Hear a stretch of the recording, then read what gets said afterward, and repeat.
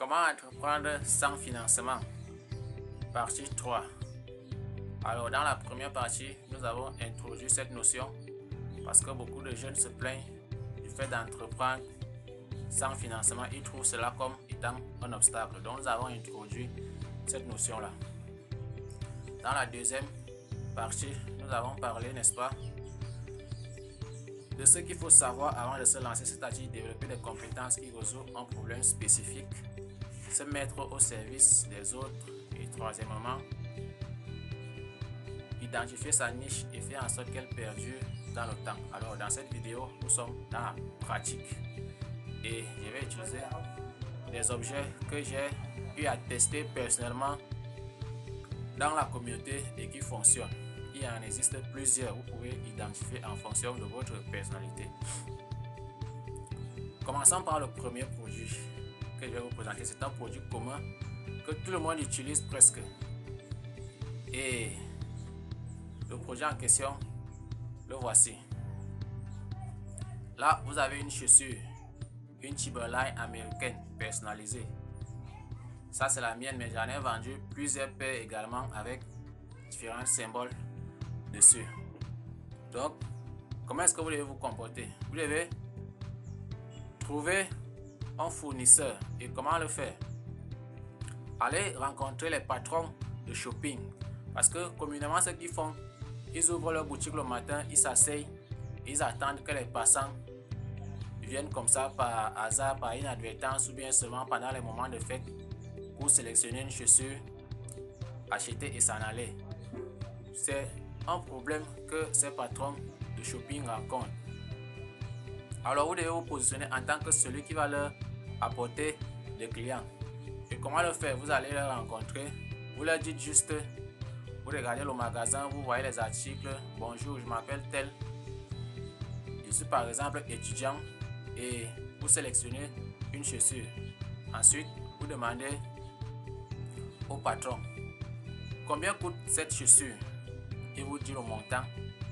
Ensuite, posez-lui la question de savoir combien est-ce que je gagne si j'arrive à vendre cette chaussure.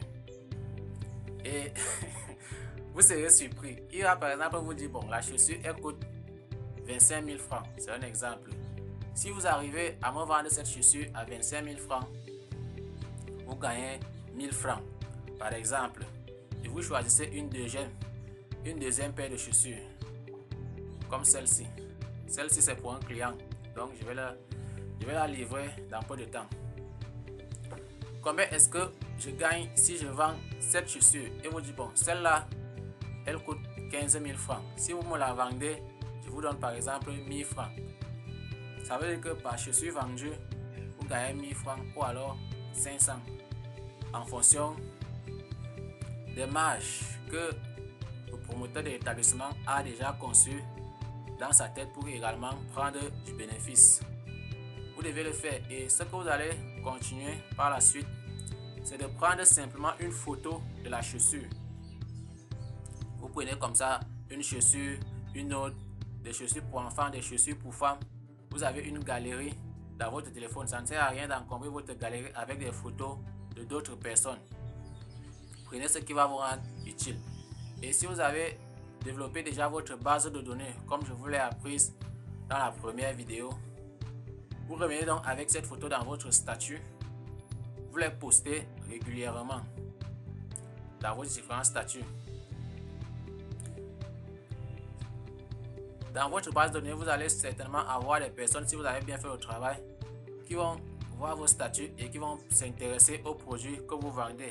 Après cela, ils vont vous contacter et ils vont vous donner, communiquer leurs modalités et tout ce qui va concernant l'achat de la chaussure en question.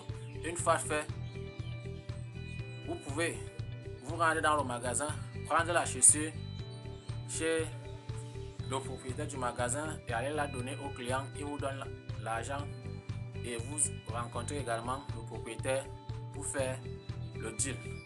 Ça c'est au début, mais personnellement je l'ai fait, mais il faut déjà avoir une très grande confiance que vous avez développée auparavant pour que la personne accepte de vous donner la marchandise en avance.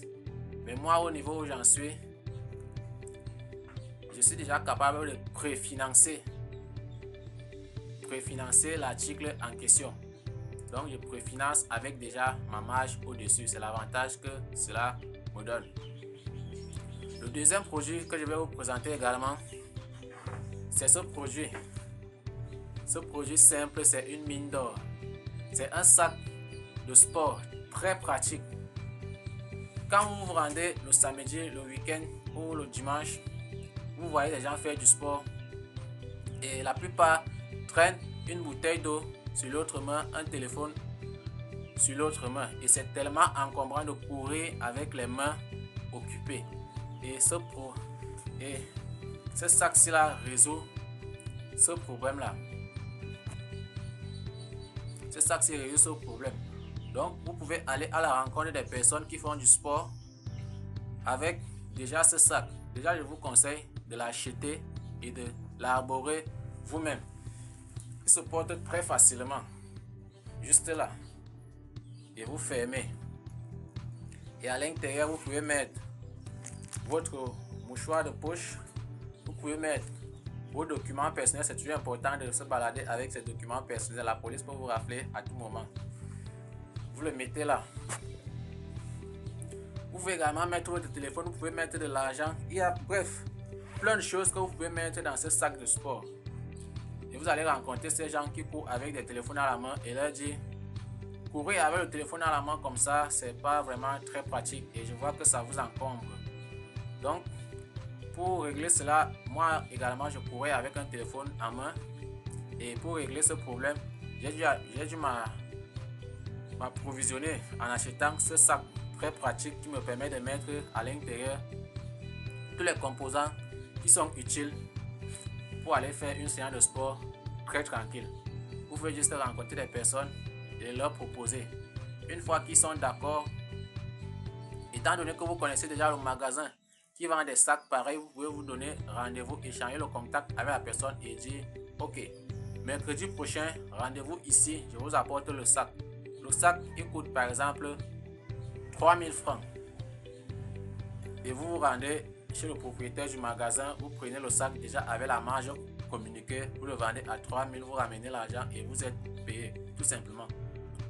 Vous pouvez faire cela avec plusieurs produits, que ce soit des produits de beauté, que ce soit des produits du quotidien, l'usage du quotidien, mais cela demande beaucoup de travail,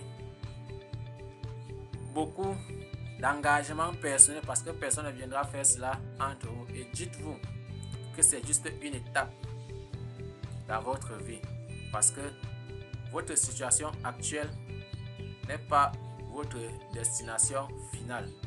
Tout le monde a un début et sans financement, c'est la voie idéale que j'ai suivie et que je partage avec vous aujourd'hui. Donc, cette vidéo, c'est de la pratique. Donc, choisissez des produits qui conviennent aux besoins du public et proposez-le leur. En échange, vous serez payé. Sur ce, à très bientôt pour une nouvelle chronique. Portez-vous bien.